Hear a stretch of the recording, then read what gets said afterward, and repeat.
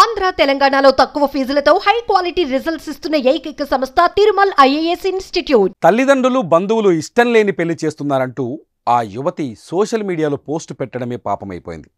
ఇష్టపడిన వ్యక్తితో పెళ్లి చేయమని అడగడమే ఆమె చేసిన నేరమైంది. కూతురు ప్రేమ వ్యవహారంపై పోలీసులు చర్చలు జరుపుతుండగానే కన్న తండ్రే ఆమెను కాల్చి చంపడం పెను దుమారాన్ని రేపుతోంది.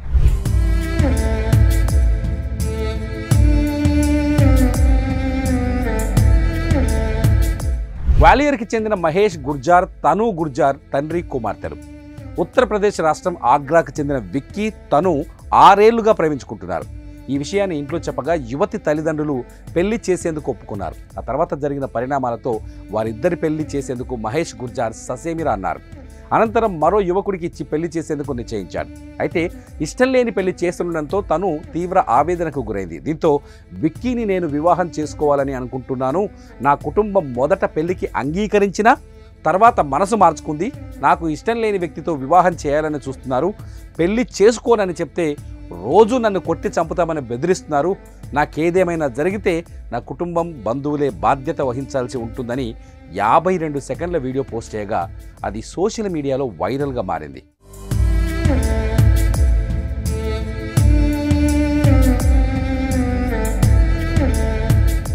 ఆమె చేసిన వీడియో సోషల్ మీడియాలో వైరల్గా మారడంతో యువతి తండ్రి మహేష్ గుర్జార్ ఆగ్రహానికి లోనయ్యారు.